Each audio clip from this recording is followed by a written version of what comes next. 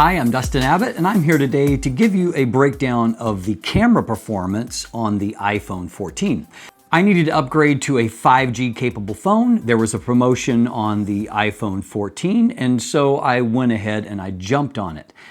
I have had some regrets since doing that, however, particularly as I began to do more research, unfortunately, after I had committed and looking at the iPhone 14 Pro and its camera capabilities as compared to the regular iPhone 14. And so I'll come back to that at the end of this, but I wanted to I've kind of put some Doogie products, some less expensive third-party type phone manufacturers through the paces with my typical camera-oriented breakdown. And I've put those through the ringer and they haven't always come out looking very good. So I thought, well, to be fair, let's do the same thing to iPhone. And so I'm going to do that here today. Before I dive into that, however, I will say this. I have long found the video capabilities of the iPhone products, going back to iPhone 8 and then the SE that I had after that, I found those to be useful. In fact, I use them sometimes for my B-roll type footage if I need to just grab some quick running gun footage. Because one thing that iPhone does do well is that they have really good flexibility when it comes to their in-camera, we'll call it in-camera stabilization. And so as a byproduct, we're able to get quite smooth looking footage. And so I'll do it for some of these product shots, things like this. And no, the detail isn't as good as what I can capture, obviously, with my big cameras. It is quick and accessible, and that continues to be a strength for it. Even if the 4K footage, 4K 60 is what I typically shoot at, it isn't as detailed as, obviously, a better camera sensor. It's still very, very useful, and that continues to be a strength. And for the way that people typically share photos, I think that for many people, the iPhone 14 is going to work just fine. It has two rather than one cameras, and it adds an ultra-wide lens as well as just the standard main camera lens. And so we'll break down how both of those perform in just a moment. But that addition has been useful for just being able to capture more in the frame without having to resort to something like a panorama. Now, just so you know, I was able to parse out RAW by using an app, and that app is called Pro Camera. It is an app that I paid for, but what it does do is it gives you some manual control over, a little bit more manual control over taking the photos themselves, but it also allows you to get a RAW file out of the iPhone 14 or be able to tap into its native, which is actually in a DNG format, like what Adobe uses. So let's dive into and let's break down the actual performance of these cameras that are on the iPhone 14 and to see how they hold up with some pro camera type test. So if we take a look here into Lightroom, we see that the two different cameras here include the wide angle, which shows a maximum aperture of f2.4 and registers as 1.54 millimeters. We also see that the ISO 40 is what's being recorded here. The main camera is also 12 megapixels. It shows as 5.7 millimeters, and it has a maximum aperture of f1.5. Now, if we take a quick look at the overall resolution, the dimensions of the images are 4,032 pixels on the long end by 3,024 pixels on the short end file size here, and this RAW is coming in at 10.6 megapixels. So taking a look at my vignette and distortion chart, we can see that, despite the corrections that are going on in camera, there is a little bit of a pincushion distortion taking place with the wide angle camera. And then with the main camera, we can see there is a tiny bit of barrel distortion that is left over. Overall, however, the corrections are doing the job there. And so vignette and distortion are not going to be a significant problem. Now, in that last image, I was showing you the framing with the main camera. This shows you just how much wider the wide-angle camera is compared to the main camera. And that is one thing that I will say I have found genuinely useful compared to older iPhones. That wide-angle camera certainly makes a very significant difference in what you can put in the frame. Now, if I run my standard test where I look at the results at 200%, which is the way I typically show you results, you can see that even with a raw image, the shortcomings that come with a small sensor like this, in that even, number one, there's not a lot of pixels here to begin with, but you can also see that there is a fair bit of smoothing that's taking place there, and so you just don't have a lot of pop to the textures. And so you can see that rather than showing a lot of fine details, that those details end up getting lost, and the further you get towards the corners, the more obvious that becomes. This corner actually doesn't look too bad, but it just doesn't have the amount of pixels over there as what I would typically expect. If we look at the wide angle camera, and again we look at it at 200%, we can see that it really isn't quite as sharp as the main camera, and as a byproduct there is just a little bit more breakdown, and as you can see it is much worse towards the corners. Let me just flip back for a moment. There's the main camera in the corners, there is the wide angle camera in the corners, so you can see, number one, that shows, even though my test chart is well lit, there's much more damage here to just the general noise, and so it doesn't handle low light as well as the main camera. If you look down into this area, it's not near the amount of roughness there, and so that's certainly a problem. And then also you can see resolution-wise, it's not nearly as good in the corners, which obviously is a little bit of a problem since that's what you want in the corner. So if I pan back and forth between the main camera and the wide angle camera, you can see that the main camera, take a look at this lettering here, is much softer with the wide angle camera, so lower contrast, just not as sharp. So unfortunately that does rob a little bit of the usefulness of that wide angle camera.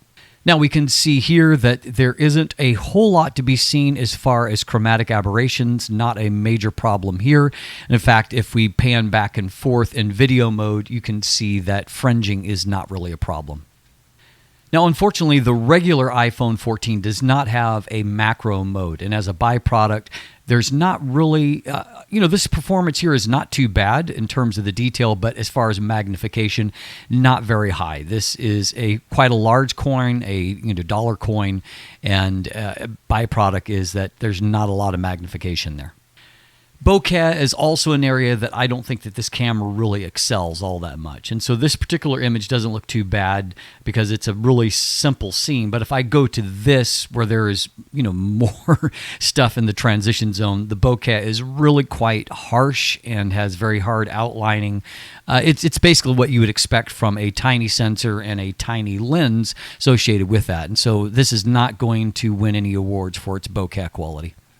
Now, being able to shoot in RAW means that I do have some flexibility for raising shadows and kind of controlling the overall look of images. So here's the out-of-camera look on the left side, and here on the right side is one where I have brought back some of the shadow information there under the bridge and in the building itself, and I'm able to do some of those Lightroom type edits, even though there's not a dedicated RAW mode that is going to be seen. Now, it does come at a cost of a little bit of noise, as you can see. In the shadow information, there is some noise that has been introduced, but it's not bad. In the main building, that all looks to me like a net positive, no real issue there. And then in the information that's kind of recovered and opened up here, again, there is some additional noise there, but it's still a more appealing image because you can actually see some of the detail in the retaining wall here along here. Even the graffiti looks better, and so that is, that's progress in the right direction. Now, in a scene like this with a lot of detail, we can see this is with the main camera that at 100% magnification, really the detail doesn't look too bad. And you can see all throughout the image, there is, a fair amount of texture information there. I will say that in like the individual blades of grass, you could tell it can't resolve quite that high. And so the grass doesn't really have an individualized texture, but not too bad in the lines like of the bare branches and the trees. All of that looks relatively good.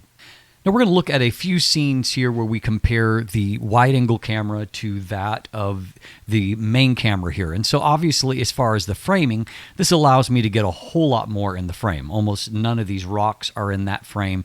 You can just see that there is a tremendous difference.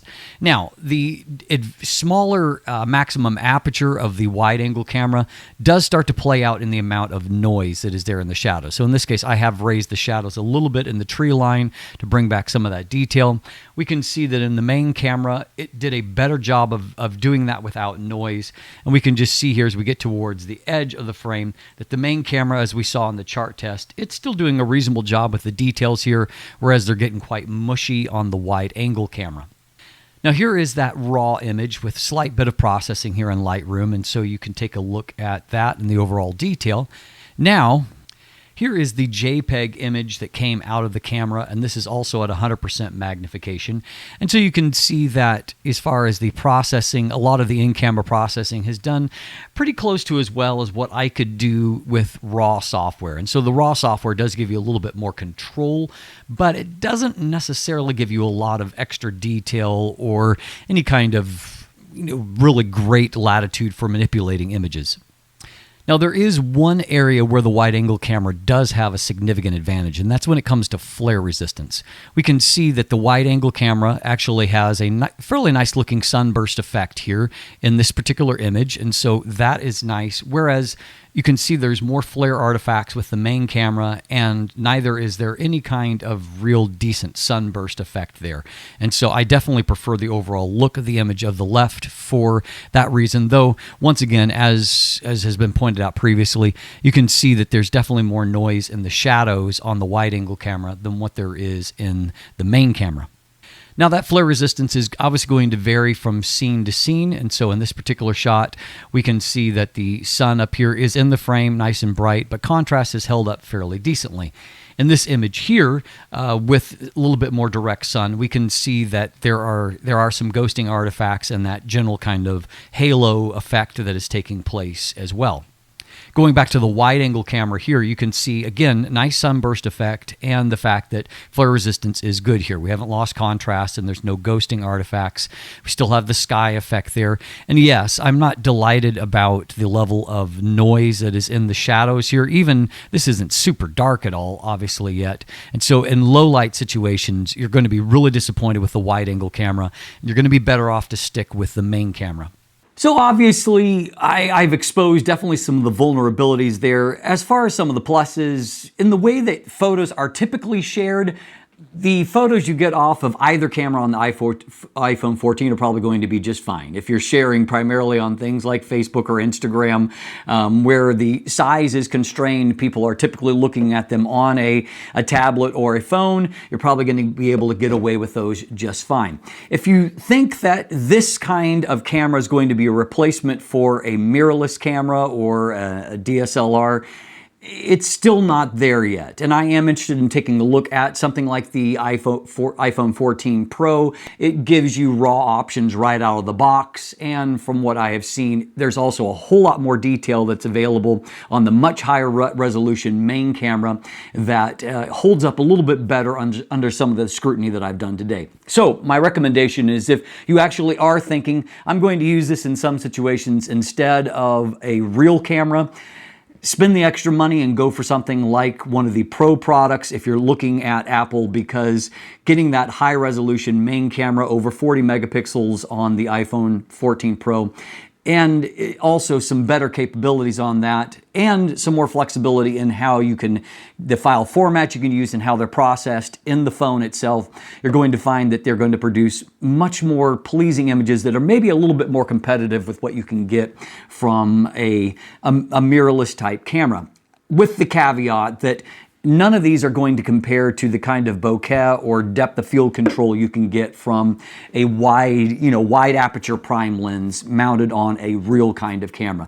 For me, it's not really a replacement, but I also appreciate the fact that these cameras on phones are continuing to get better, to the degree that when you don't have a real camera along, it doesn't mean that you can't capture the moment at hand. And as noted, I continue to enjoy the video capabilities for that run and gun kind of setting when it's not, critical footage I need, but just additional supporting footage.